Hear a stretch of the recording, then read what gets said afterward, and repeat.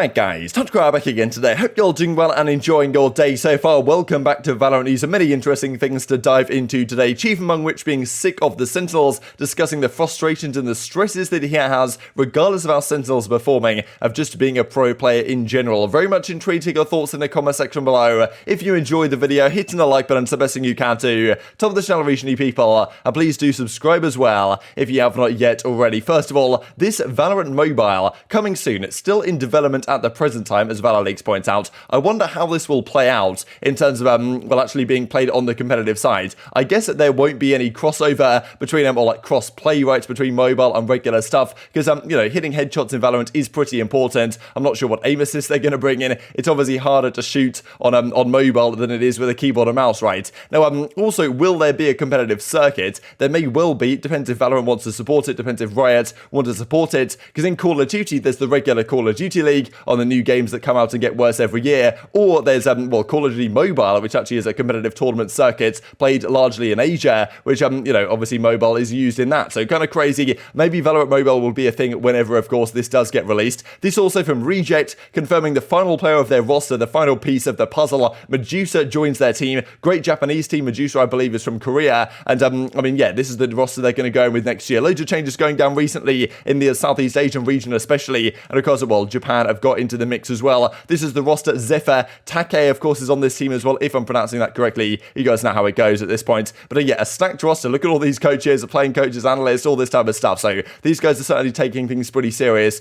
going into 2022. Now, well, another region which is taking things serious is the Vietnamese region, which, I mean, this comes out yesterday. I thought was quite remarkable. So, I mean, look, the translation here might not be fantastic, but effectively there's been some cheating accusations going on in the challenger side, which seemingly has just about got underway over there. And well, as is described right here, over recent times, the organisers of the tournament have, well, carried out verification, received information, made the following decisions. So a member of the Nom Senpai of the ICJ2 team or whatever has been caught cheating in the 2022 VCT Stage 1 qualification tournament for Challengers Vietnam. So I guess, of course, these are all online tournaments, so kind of remarkable, really, that anyone would actually try giving this a go. Because, of course, we know that the Vanguard anti-cheat is pretty strong. It's probably going to catch you. Now, I'm not sure exactly how this, well, exactly what violation this was. Maybe a violation of, like, well, code 7.25 or something of the competition policy, but I guess that's just for cheating in general. There's, well, this player was spotted cheating, therefore, well, the entire performance is gone, right? Their team in the upper tournament is now completely discounted. Like, I mean, the actual guy himself, right, Ice Non-Senpai, like, hashtag 6666, obviously, well, the numbers might indicate what's going on there. He's out of there. He's permanently banned, and obviously, understandably so. Seems like all these guys have been banned from official Riot games and, of course, well, tournaments for at least 12 months, and then, yeah, 12 months and is effective immediately from the notice of the penalty. So, yeah, this team that qualified, some guy was cheating, like, they've just got banned, well, for 12 months, right, and, of course, it's straight up out of there. So, I guess some other team is going to come through and says, kind of crazy someone would even give this a go, but, yeah, seems like cheating, regardless of the situation.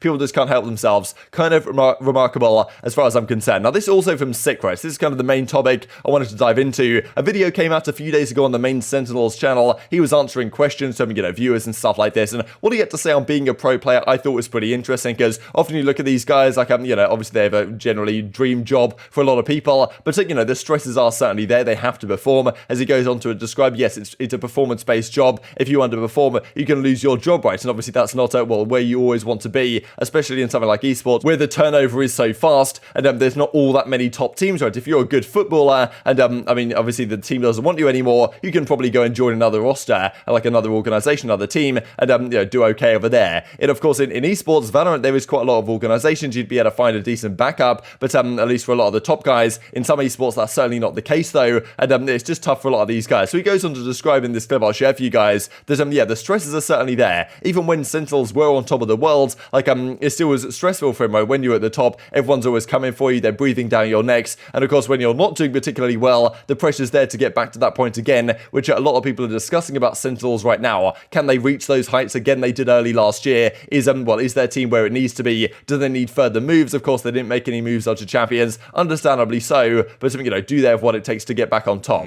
When it comes to being pro, I think there's a lot of things people don't think about. Like, sure, obviously it's like a dream job for a lot of people, but you also have to think about, you know, it's a performance-based job, so, like, any time that you play bad or your team does bad, you know, you have a high chance of you know, losing your job basically. So for a lot of people, it can be very stressful, and you know, it's not always sunshine and rainbows. You know, you'll have bad days, you'll have days where you don't want to play, or you'll have days where the game doesn't feel as fun because it is your job. So hype that kind of stuff, like, oh, dude, your life is so sick. Like, I think that obviously it's a nice thing people say, like, oh, I wish I was you, dude. Like, I wish I could compete like you. And you know, that's nice. And obviously, like, I feel like my job, it's obviously my dream job, and I appreciate it a lot. But a lot of people, it goes back to the other question of like, you know, what's like the negative side of you know, gaming or being in this scene. It's like, dude, you're constantly stressed out. Like even when you're winning everything, even when you're winning anything, you end up being stressed out because you're winning everything. It's like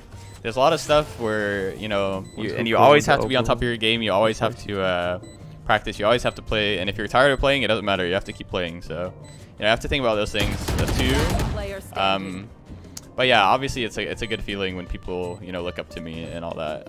And even Carlos right here over from G2 says, you know, mate, Valorant is so stressful, right? It's stressful enough to watch and to be involved in, let alone being one of the players that's, you know, at risk of getting dropped after a bad tournament result. Of course, the mental fortitude is very important for some of these professional players. This also I wanted to mention because, well, Patitek of course, the XL guys, they lost to London 3-0 right in their series to qualify for challenges. Didn't work out for them. I did think it was kind of funny, really, or at least, you know, kind of entertaining. I saw a clip that came out a couple of days ago of Patitek saying that, you know, Ascend's definitely beatable, right? He reckons that Acend, they can definitely beat them. Like, they're a very good team. They're like nearly perfect in terms of their composition, the way they played. Of course, they did win challenges, but he reckons they're certainly beatable, and XL themselves could take them down. As it turned out, though, like, well, XL didn't even make it to challenges to actually challenge Ascend, but well, I'll share this clip for you guys right here. He says, yes, we can 100% beat them. Don't think they're incredible right now. They're obviously a good team. They should be beatable, which is certainly true, but well, XL won't be giving them a go at challenges. 100% can beat them. Most of the teams from EU, I'm not, maybe like top 5 EU at the moment, maybe like top 3 can beat them. Of course, as XL, we're gonna strive to be the top 3 or top 1 even. So I don't feel like they are like inferior people right now, like superior, I mean, to other. It's not like you play versus them and you're like, holy, we can't play against them. Like, what are they doing? Like, it's impossible to play against them, you know. But it's not like that. When you play a little bit, you just get used to some things, you know. And when you're building a good team and you build a good habits and a good micro and macro play, you can play against anyone pretty much. And it just comes to you how you're gonna execute things and how you're gonna play things out. It's just up to you, you know. It's not like there's a team that does things perfectly and they are perfect in every way, you know. It's not like that. Acend is close to perfection, but they're not perfect, you know. There's going to be a lot of teams that will anti-strat them. There's a lot of teams that build up to challenge them.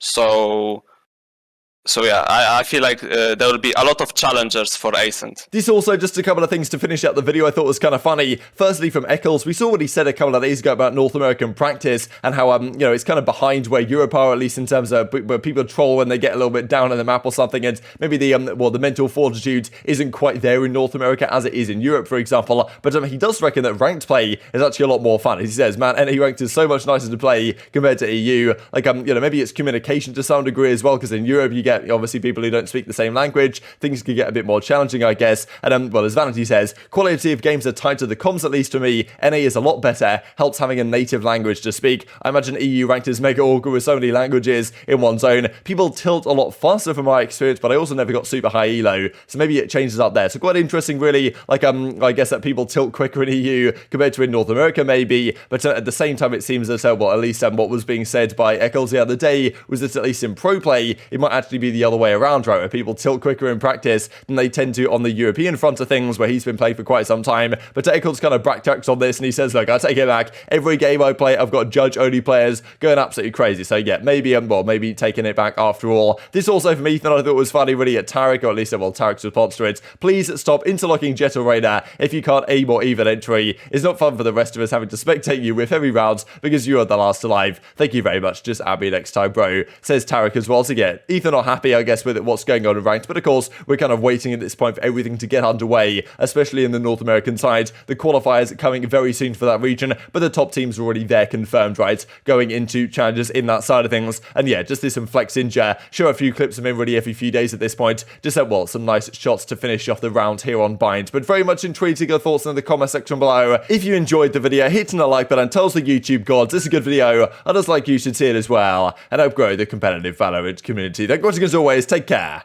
and I will see you next time.